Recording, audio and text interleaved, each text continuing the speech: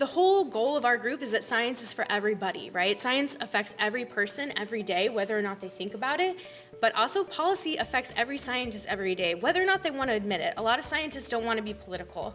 So we came up with 6 questions. We crafted them ourselves that we agreed on that were really important for the scientific community within San Diego in general. So they focus on sexual harassment in STEM, inclusivity, the environment, global warming, climate change, immigration, dreamers, scientific integrity. Whether or not scientists think about it, these are things that affect them every single day. So now pods in New York, Colorado, DC, they've also made their own voter guides for their communities. And then we will continue to foster a community for women in science through meetups and other events. There are so many ways that your knowledge, that what you're working on, can be applied to decision making. So we also need to help create these opportunities for you to engage and meet the people who are making decisions, because once they get to know you, then they're more likely to call on you and tap into the expertise that you're producing. Relationships matter. That, again, decision makers get their information from people they know and trust. And we want to help create more two-way dialogues so that decision makers can hear from scientists and scientists can hear from decision makers and understand what each other needs.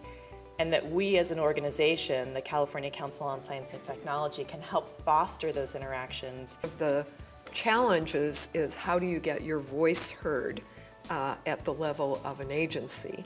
When it comes to dealing with Congress, Congress meets with agencies to talk about budget. I mean, there are 2 big kinds of input that Congress wants. One is, how much money does it take to do what you want? What do you want to do? And how do we reach an agreement about that? And the other is on policy issues. The last thing that I want to emphasize is that all of government, whether it's agencies or whether it's Congress, are looking for leadership and they're looking for good ideas.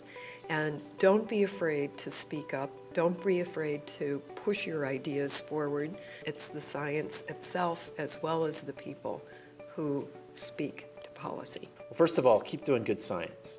I mean, the whole thing falls apart if your science doesn't have integrity. My connection with science as a policymaker has come mostly from what I'm interested in my district. We really depend on science and technology in many ways.